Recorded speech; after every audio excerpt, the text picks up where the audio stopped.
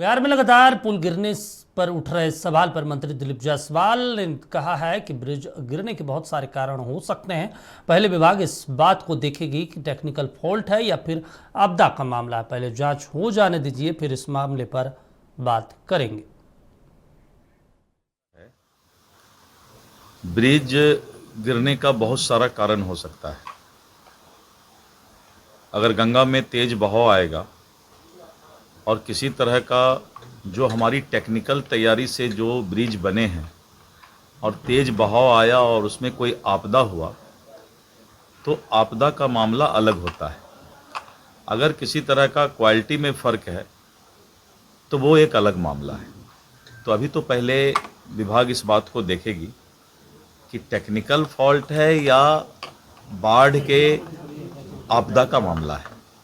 इन दोनों चीज़ को पहले जांच हो जाने दीजिए, फिर कल हम